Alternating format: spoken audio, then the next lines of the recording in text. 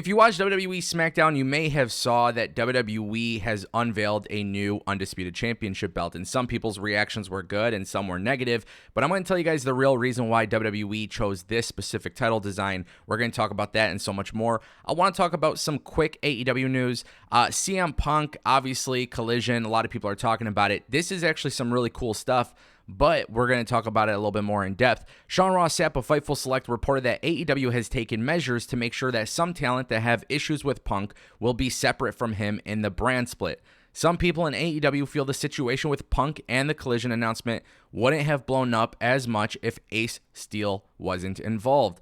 The report then also goes on to add that the word going around is that CM Punk has taken a liking to the work of Switchblade Jay White, and that basically he could be an early opponent or storyline with CM Punk. And to be honest with you, I'm a fan of both guys, so I think this could be actually a really fun story. I think this could be a pretty damn good match. I think they can do a lot of great things between CM Punk and Bullet Club Gold. There's definitely potential there. However, I kind of want to add this in because I've talked about this, and it's not just an AEW thing, by the way. This is definitely a thing that pisses me off in WWE and just wrestling altogether. Although I don't believe wins and losses matter that much, I feel like sometimes, especially in the last year or so, I've noticed Triple H does it. I've seen Tony Khan do it. This idea of putting people in matches who shouldn't necessarily lose matches, right? So when you look at WWE or AEW, for example, you want to continue the progression of somebody who is trying to get momentum. And sometimes you just tend to see WWE or AEW book these matches where somebody has to obviously lose, and it's just not a win-win situation. The perfect example of this that I can talk about is Bray Wyatt versus LA Knight. LA Knight comes in hot, he's got the character change, he needs the momentum, and Bray Wyatt comes back and it's his first major feud. Bray Wyatt shouldn't be losing to LA Knight whatsoever, but at the same time, too, it is detrimental to LA Knight's momentum by losing to Bray Wyatt. And here's the crazy thing about it all.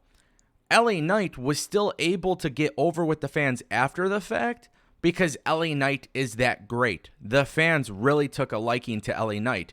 But not everybody's going to be in LA Knight's situation where people are just going to be super forgiving after a match where he loses. And I've noticed in WWE, and Triple H has done it a lot in the past year. Tony Khan has done it a lot since the inception of AEW. But booking matches just to book matches that look good on paper, sometimes I feel like could be an issue. And I don't think Jay White is at a position right now where he feels like a top dog in AEW. I don't think so. He hasn't really done anything massive since being in AEW. You don't want him to lose to CM Punk. In fact, I think you would want him to go over CM Punk.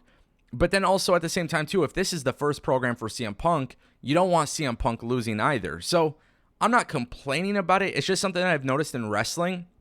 A lot of matches are being booked for the sake of having matches. And I just think it's a lot of the time it's guys who need to win, and some of them end up losing. And I'm not saying they can't recover. Like I said, LA Knight recovered. Now LA Knight is going to Money in the Bank. But my point that I'm making is that I just think sometimes it's become a little bit more habitual. Now, as a fan, Switchblade and CM Punk could be a really fun feud, and I think there's a lot of potential there. And speaking of LA Knight, guys, you may have seen he qualified for Money in the Bank. And of course, WWE finally understanding that people love LA Knight. This guy, the international crowds are chanting for him. When he's in America competing on SmackDown, people are booing the other guy, which, by the way, Montez Ford getting booed is absolutely insane considering that Montez Ford is definitely a fan favorite. But now WWE has pretty much got to live with the result. LA Knight is incredibly over. Now, a couple videos ago, we talked about WWE's Money in the Bank plans, and it was rumored that LA Knight is expected to win Money in the Bank. We can see if that changes at any point, and I'll keep you guys updated. But it does appear that WWE is ready to take advantage of the momentum for LA Knight. But it kind of goes back to what I was saying about Jay White versus CM Punk, right? If you look at LA Knight versus Montez Ford, I understand it's a qualifying match, and I understand that Montez Ford is a tag team wrestler. But yes, Montez Ford lost the match. You know, I just feel like, and again, it's not always detrimental to the person, but it's just like one of those things where both guys shouldn't really have to be in a situation where one of them are forced to win, because both guys should be pushed, right?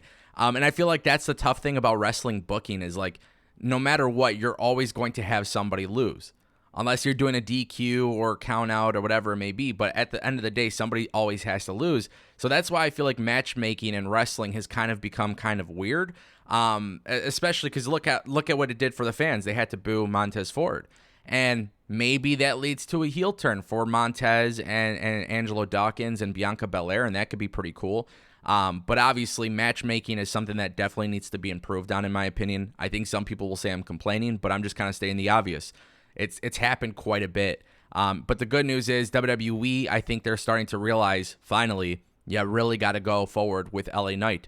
This is organic. It's authentic. He's out there killing it on the microphone. His matches are good. He's entertaining. He's getting the crowd involved, and that is massive. Guys, you know who's another fan favorite in WWE?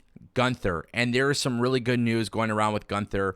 Roman Reigns, obviously, we know, 1,000 days as champion. He's doing massive things with this character progression. I mean, it's been absolutely wonderful to watch. But at the same time, too, on Raw, we are seeing the rise of Gunther. And according to Worked Wrestling on Twitter, they tweeted out, "We've learned that there are internal talks for Gunther to pass Honky Tonk Man's all-time historic Intercontinental Championship reign. He would officially break the record on September 6th. So to put that into context, it is June 3rd, 2023. We got July, August, September. Obviously, September comes around after SummerSlam, so if you're expecting Gunther to drop the IC title, now I'm not saying WWE will not drop the title. I could see WWE doing whatever the hell they want, but also at the same time, too, if you're expecting them to drop the belt by SummerSlam, I just don't think it's possible. Now, one thing to keep in mind is WWE does have a international PLE scheduled for July 9th, and maybe that could be the time. I'm sorry, not July 9th, September 9th.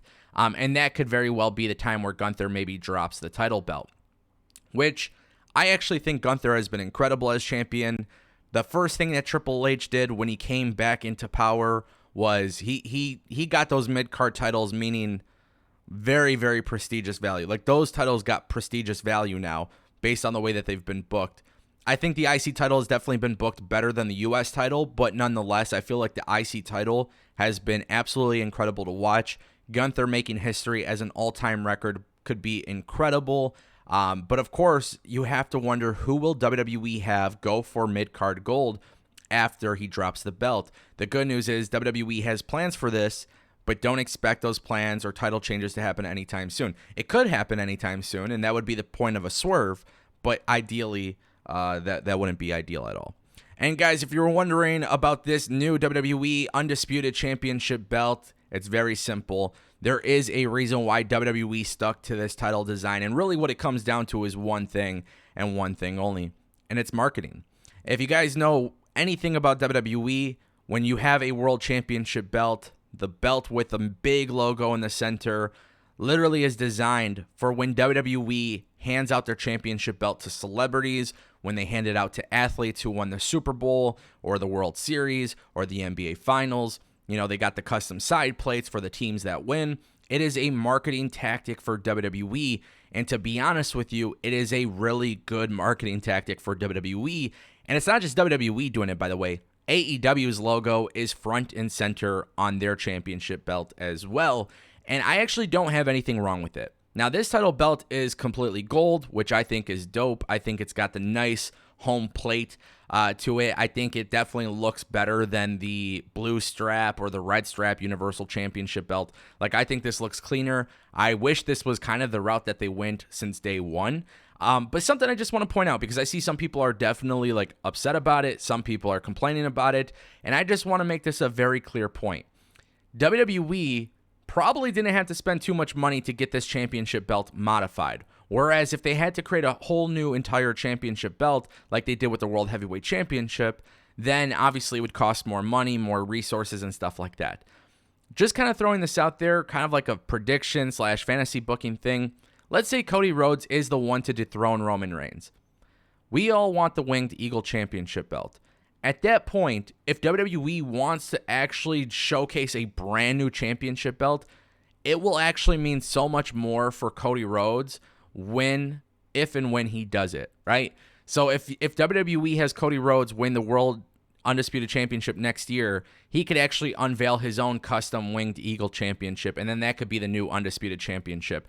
I think that's really the end of an era, right? When Roman Reigns drops his belt, it's an end of an era, and then I think you'll see WWE move away from this championship belt. But for now, WWE is going to continue using it as a marketing tactic, and keep in mind, Roman Reigns, milestone, huge title reign.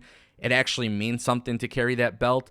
It does carry a lot of value and prestige. So you're obviously WWE. You're gonna put your logos on your titles and stuff like that. But when you're an athlete and you win the World Series and WWE presents you a belt with your custom side plates, this is the belt that you're gonna remember. And the good news is Seth Rollins, being the workhorse champion, has the World Heavyweight Championship on Raw, and he's gonna be defending that every single week. So now the fans who wanted a different title belt, they got that with the World Heavyweight Championship. And then those who understand what's happening here with WWE as a business have this title belt. Let me know what you guys think in the comment section down below. I appreciate y'all for watching, and I'll see you next time.